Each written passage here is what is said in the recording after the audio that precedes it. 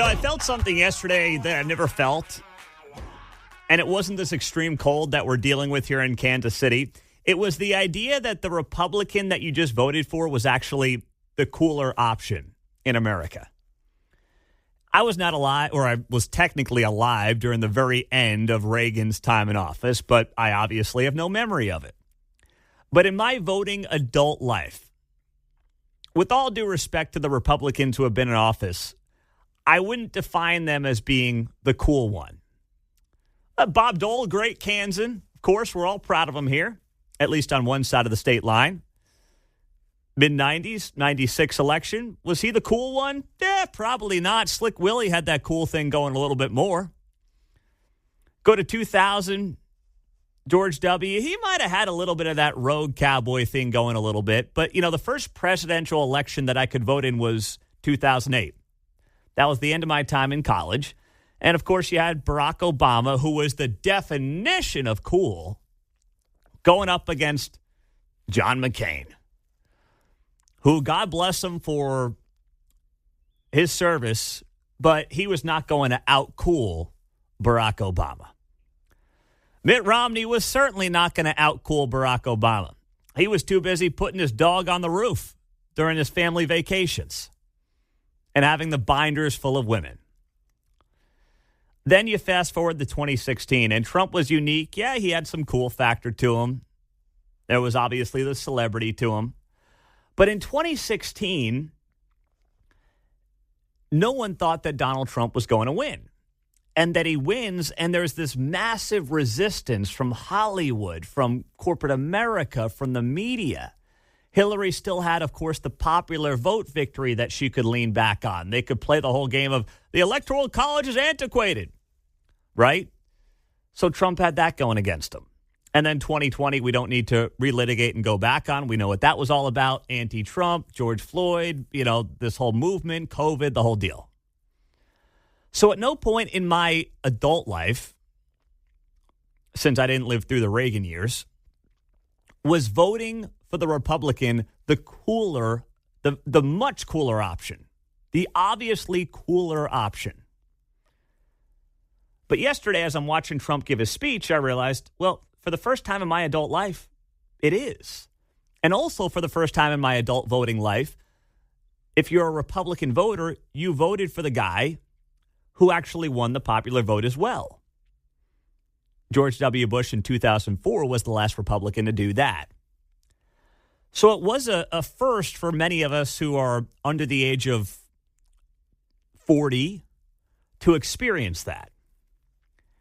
And it was something that obviously I had never felt. I mean, you want to be the guy voting for John McCain in college over Barack Obama? I'll tell you right now, you were not exactly running around with your John McCain flags and your pins. That was not the thing to be doing back then. It wasn't. Even though, of course, he came closer than people might have thought, that was not the thing to be doing back then. But Trump, I mean, you see the balls last night. I saw him at this Liberty Ball. He was doing the YMCA dance with a sword in his hand. Did you see? He literally had a sword in his hand as he's doing the dance. And J.D. Vance, who's like half his age, is kind of like bopping along a little awkwardly because he's not sure what to do. He's holding his wife's hand like, please don't let go of my hand, because if you let go of my hand, I might have to break out a dance move, which I clearly don't want to do. Or he's going to hand me the sword. Yeah. One or the other, right? So he just kind of was standing there. And, I mean, Trump's having the time of his life yesterday. 3 speeches, did a press conference off the cuff in the Oval Office as he's signing these executive orders. He's dancing throughout the day, right? He did a dance at Capital One Arena the night before. He's dancing at the Liberty Ball last night. I mean, he's just, he is loving life right now. And you want to talk about who is the more important cultural figure right now? Who's the cooler option? And I know that cool isn't what it's all about, right? It's obviously about policy and what's going to be better for the American people. But we talk about that. We always talk about that. We talk about that all the time. There's a sense, too, about just being part of a movement that right now is hipper, is more culturally relevant, relatable, is broadening the tent. you look at Ray's Cafe yesterday, and we had people of all ages and all backgrounds. I had a half a dozen young guys come up to me. They were under 30, and they were part of this new, Young Republicans Club or something. And I've got the information in my phone. I'm not trying to brush it off to the side, but they were all under 30. They were there. They were listeners of the show, and they were, asking me for some advice on the club that they've got going. And they've got, a growing club, dozens and dozens of people joining them and wanting to be a part of what they've got going on. You look at the audience that we had there as well, white, black, Asian, Latino. I mean, it was across the board. So that's what Donald Trump is doing to the party. And you hope that it is a sustainable thing that he's got going. It's not just a moment in time where people basically had whiplash against the woke left mentality that has overtaken the Democratic Party. You hope that this is something that can be built upon. And the only way it gets built upon is if there is success on the policy front. That's how this thing grows. If people see the results that they want to see. So Trump yesterday, of course, gets sworn in at basically noon Eastern time, 11 o'clock Central time. And there were a lot of great moments. I'll give you the top 3 moments here coming up in a few minutes. But the one thing that really stood out to me in particular is that it was very positive. Yeah, he took some pot shots, but basically Donald Trump made Joe Biden sit there for what I would call Joe Biden's roast. It's like one of those Netflix roasts that you see on TV. Joe Biden had to sit there and take it as Donald Trump basically roasted him, but also had a very positive portrayal and image of what America is going to look like going forward. I return to the presidency confident and optimistic that we are at the start of a thrilling new era of national success. A tide of change is sweeping the country. Sunlight is pouring over the entire world, and America has the chance to seize this opportunity like never before. But first, we must be honest about the challenges we face. While they are plentiful, they will be annihilated by this great momentum that the world is now witnessing in the United States of America. Tell me how that is not positive, that is not an uplifting message, that is not one that can be accepted by a broad swath of the American people. And despite the fact that the media is going to be in resistance mode, the reality is this. A new CNN poll shows that most Democrats think their party needs major change, while the GOP coalesces around Donald Trump. 58% of Democrats and Democratic-leaning independents say the party needs major changes per the CNN poll, up from just 34% who said that 2 years ago. Now, maybe that's some reaction, obviously, to what happened here, but that is a massive number.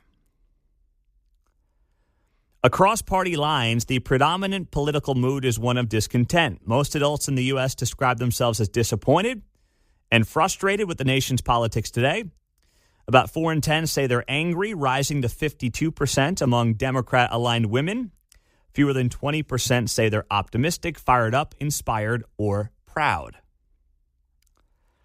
So these are numbers that obviously are not good across the board, but certainly have a major impact on one political party that right now finds itself out of power.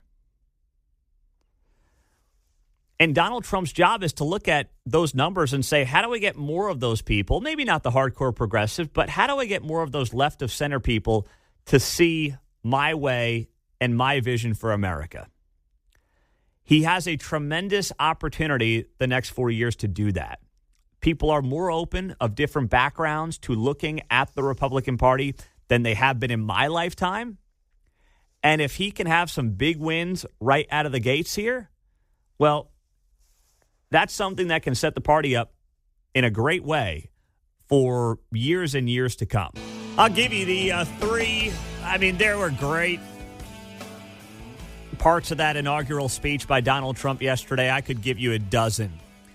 But there were 3 that really stood out to me yesterday as we watched that speech out at Ray's Cafe with 250 of our closest friends here in Kansas City. And Credit to Ray's, did a bang-up job. The staff was outstanding.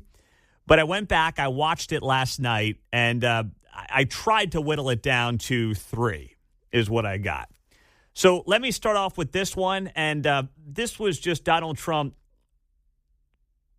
drawing a stark contrast between how his predecessor handled the U.S. borders compared to borders overseas. And this really fits into the idea that Joe Biden sat in on his own roast yesterday. We have a government that has given unlimited funding to the defense of foreign borders, but refuses to defend American borders or, more importantly, its own people.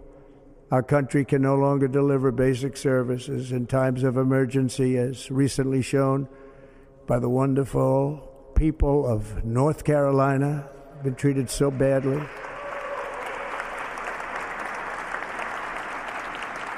And other states who are still suffering from a hurricane that took place many months ago. Or more recently, Los Angeles, where we're watching fires still tragically burn. From weeks ago, without even a token of defense. To put that into perspective, Donald Trump is saying this administration was negligent on our own southern border, and that is a fact. You literally cannot spin it any other way. While funding other borders, i.e. Ukraine, to the tune of billions of dollars. And you might sit here like I do and say, hey, funding Ukraine and allowing Ukraine to fight off Vladimir Putin and the Russians is not a bad thing, especially if we keep our men and women out of it. But to be totally negligent on our own southern border while giving them billions, that's a pretty bad look. And that's what Trump is drawing a contrast between in that very comment there. And it was powerful to say that with Joe Biden sitting 6 feet away from him. Then Donald Trump also noted this, and this to me was a very uplifting and positive part of the speech yesterday. My recent election is a mandate to completely and totally reverse a horrible betrayal and all of these many betrayals that have taken place, and to give the people back their faith, their wealth, their democracy, and indeed their freedom. From this moment on, America's decline is over. Their wealth, their democracy, and their freedom. He's going to give it back to people. See, usually when you get the other side elected, they talk about all the things they will do for you with other people's money, OPM, right? That's usually the pitch. Hey, look at all the great things we can do for you guys if you're able to elect us, and here's what we can buy you. We are going to buy your vote with all these great programs. What Trump said is, I'm just giving you back what you want. And I'm not giving you anything that costs you money. I'm giving you back your wealth, meaning I'm giving you back your own money, right? Whether it's through taxes, whether it's through just suppressing inflation, that's what he's talking about. Not I'm making you wealthy by redistributing income. I'm just letting you keep what you earn. Keeping your own money, your freedom, your faith, your democracy. I'm not going to impose the government in any of those parts of your life. And that is incredibly valuable to hear. It's what America needs to be hearing right now. And then there was this moment where Donald Trump talked about his near death. Those who wish to stop our cause have tried to take my freedom and indeed to take my life. Just a few months ago in a beautiful Pennsylvania field, an assassin's bullet ripped through my ear. But I felt then, and believe even more so now, that my life was saved for a reason. I was saved by God to make America great again.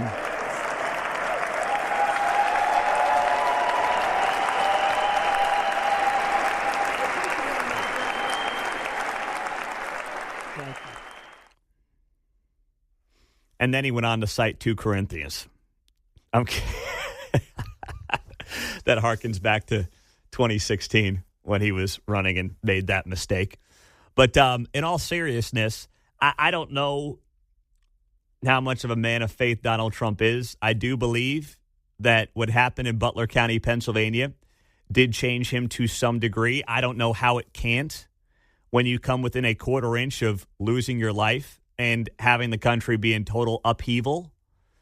If you don't think that there is a higher power that can play a role in that, then I don't know if you will ever believe in God. And I suppose that's your prerogative, right? It's still America.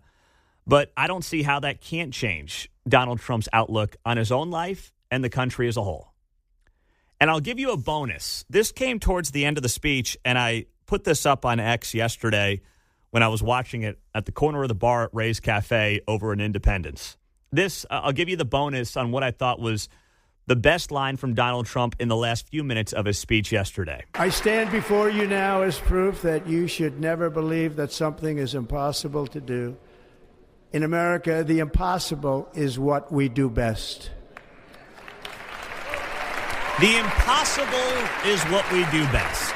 That is an absolutely outstanding line. It is Reagan-esque. It is about American greatness. Nobody will ever be better.